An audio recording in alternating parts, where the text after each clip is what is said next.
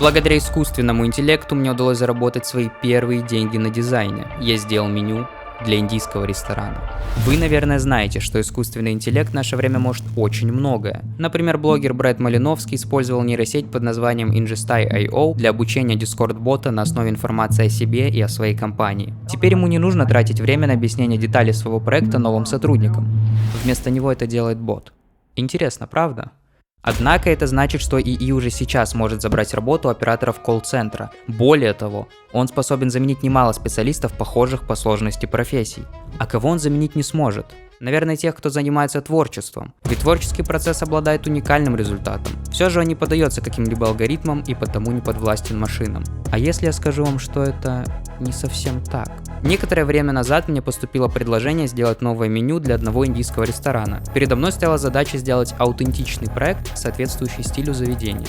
Я решил воспользоваться Midjourney и Lexica AI, которые сгенерировали изображение, во многом определившие конечный результат меню. Таким образом, нейросети выполнили основную, творческую часть работы, а мне оставалось лишь подкорректировать некоторые детали. Наверное, в ближайшем будущем они смогут решать подобные задачи и без посторонней помощи. Но ведь речь только об одном из направлений дизайна. А что насчет остальных сфер творчества?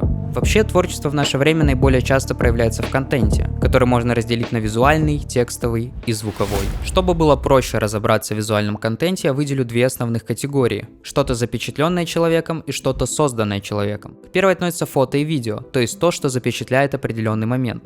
С генерацией подобного искусственный интеллект уже справляется неплохо. При правильном подборе промпта вышеупомянутой Midjourney у вас получится фотография практически неотличимая от реальной. А Imagen Video от Google умеет создавать простенькие видео на основе текстового запроса. Подобные сервисы будет выгодно использовать для производства рекламы, ведь вам не придется нанимать дорогостоящих операторов, чтобы красиво снять ваш продукт. Давайте предположим, что ИИ сможет создавать даже сериалы, фильмы и клипы, ну или хотя бы их визуальную часть. Произойдет это явно не скоро, но что в таком случае будет с профессиями, которые относятся к фото и видеосъемке? Их станет значительно меньше, но они не исчезнут полностью. Ведь в жизни существуют моменты, которые хочется запомнить именно такими, какими они были.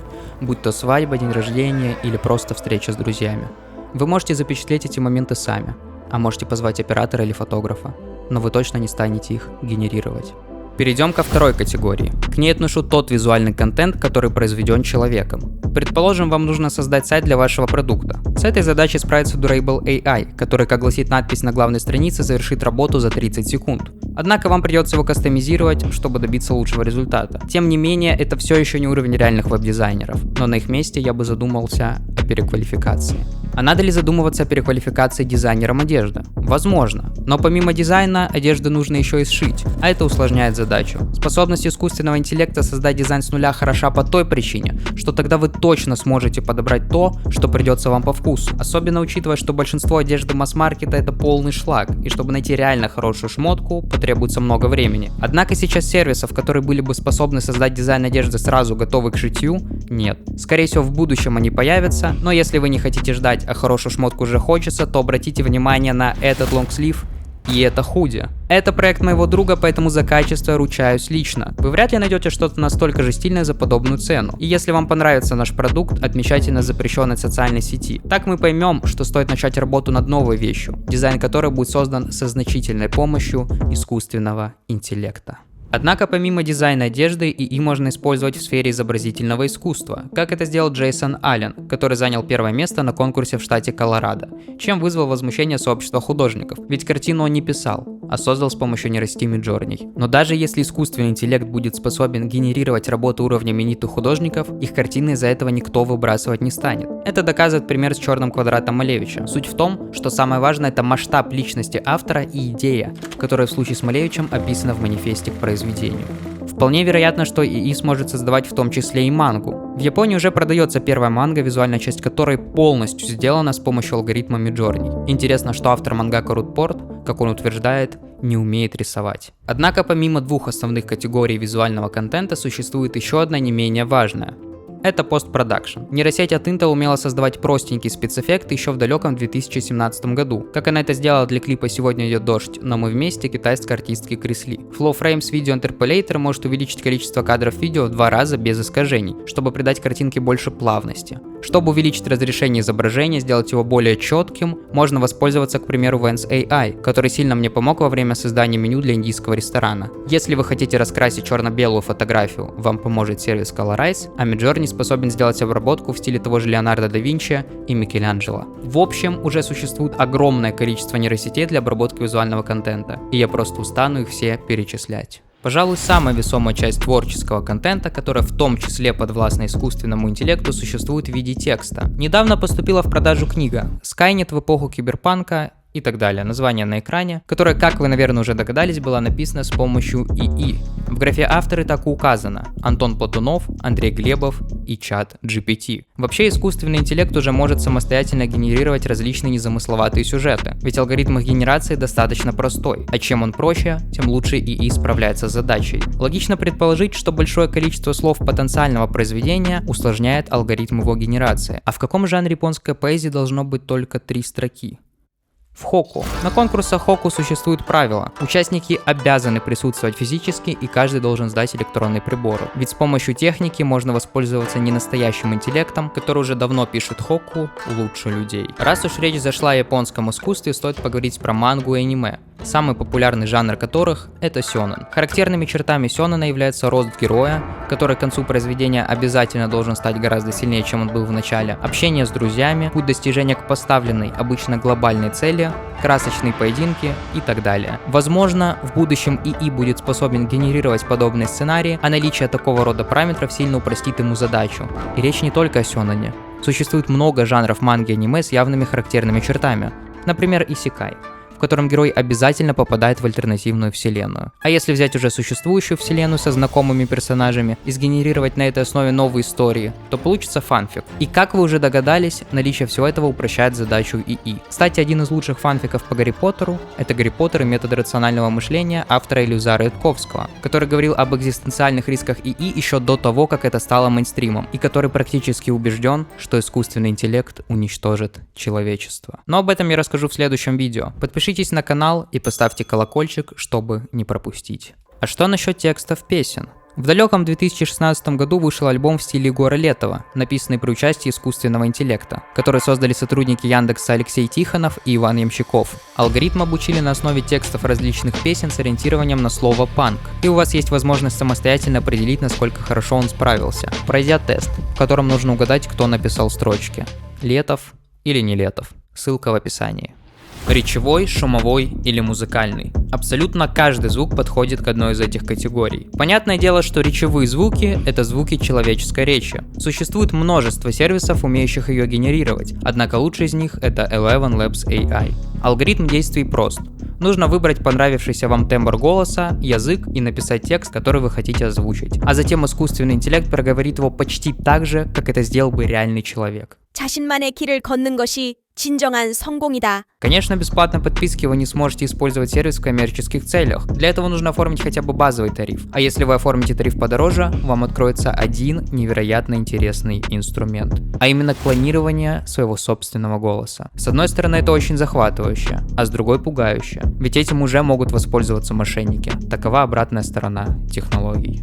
Раз уж речь зашла о клонировании тембра голоса, стоит вспомнить о многочисленных AI-каверах. Вы же явно слышали некоторые из них. Например, как Билли Айлиш поет песню Creep группы Radiohead. Есть даже полноценные AI-альбомы Трэвиса Скотта или очередной AI Горгора Оксимирона, которые звучат достаточно неплохо и которые, скорее всего, делают фанаты-энтузиасты. Они записывают свой голос, а потом преобразуют его в голос артиста, используя инструменты ИИ. И я бы с радостью включил эти кавер-альбомы в этом видео, но есть одна причина, по которой я не могу этого сделать. Компании Google и Universal собираются создать инструмент, способный находить подобный контент, чтобы его монетизировать. Тем не менее, самые смешные и впечатляющие AI-каверы я выложу у себя в телеграм-канале. Кстати, там много всего интересного, в том числе сценарий этого видео и вся музыка из ролика. Также вы можете поддержать меня финансово, что значительно улучшит качество контента. Все ссылки в описании. А что насчет шумовых звуков? Что это вообще такое? Это любые не музыкальные и не речевые звуки, будь то шелест листьев, стук в дверь или мяуканье кота. Но каким образом это касается контента? Вероятно, вы знаете, что почти все звуки в фильмах и сериалах пишутся уже после съемки на специально оборудованной студии. Конечно, есть исключения. Например, в фильме Тарантино «Омерзительная восьмерка» все диалоги были записаны сразу на съемочной площадке. Но такое происходит очень редко, и сделать это очень сложно. Но вернемся к шумовым звукам. Зачастую их не записывают заново, как это происходит с диалогами, а просто берут готовые из так называемых библиотек сэмплов.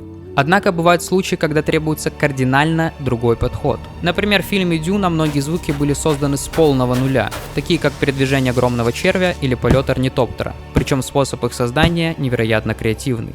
А при чем здесь ИИ? Сотрудники лаборатории информатики и искусственного интеллекта Массачусетского технологического института изобрели нейросеть, которая умеет создавать реалистичные звуки к видеоряду. Интересно, что ученые провели тест, в котором надо было угадать, какой звук записанный, а какой сгенерированный. И в 40% случаях алгоритму удалось обмануть людей. Конечно, для генерации несуществующих звуков уровня той же Дюны нужен гораздо более продвинутый ИИ. Но, по крайней мере, мы движемся в эту сторону.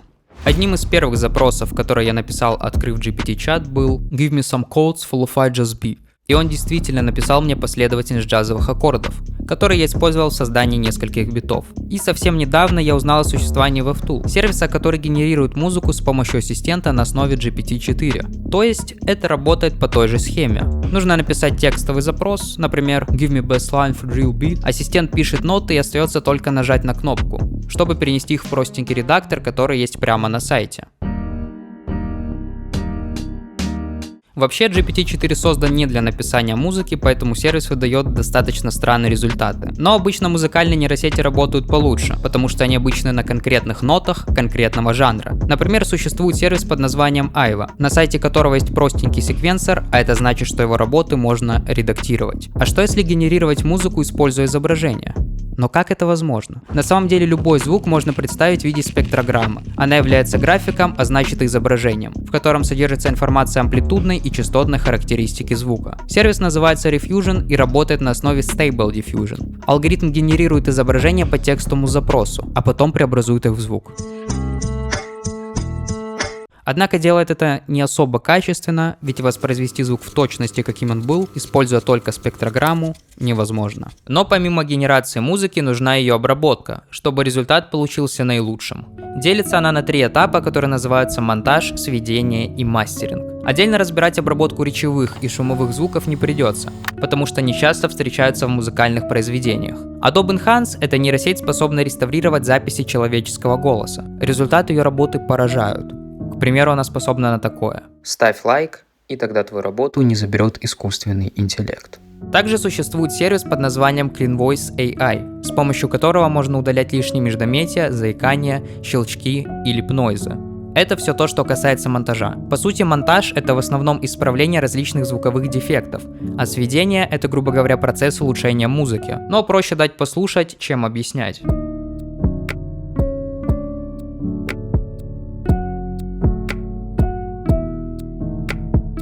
И, конечно, существует большое количество сервисов, способных выполнять эту работу, такие как Realmix или Enchant Music. Кстати, Enchant Music может делать еще и мастеринг, то есть финальный этап производства музыки, после которого ее можно загружать на Spotify, Apple Music или Deezer. Вполне вероятно, что развитие ИИ может привести к тому, что на те же Spotify или Apple Music возле имени артиста будет стоять галочка, подтверждающая, что он прошел верификацию и является настоящим человеком. А лично вы предпочли бы следить за реальными людьми или за цифровыми артистами, сгенерированными нейросетями? Напишите об этом в комментариях. Впрочем, в этом видео продемонстрировал то, что искусственный интеллект умеет уже сейчас, в качестве аргументации того, что он сможет впоследствии. Я считаю, что огромное количество профессий, связанных с творческим контентом, просто исчезнут за ненадобностью. Ведь крупным компаниям будет выгоднее использовать ИИ. Конечно, я могу ошибаться. Если честно, я бы очень хотел, чтобы я ошибался. Но, судя по всему, это не так. Особенно учитывая, что сейчас мы как никогда близки к изобретению, возможно, самой важной технологии в истории человечества, которая либо выведет нас на совершенно иной уровень, либо просто уничтожит. А имя этой технологии — общий искусственный интеллект.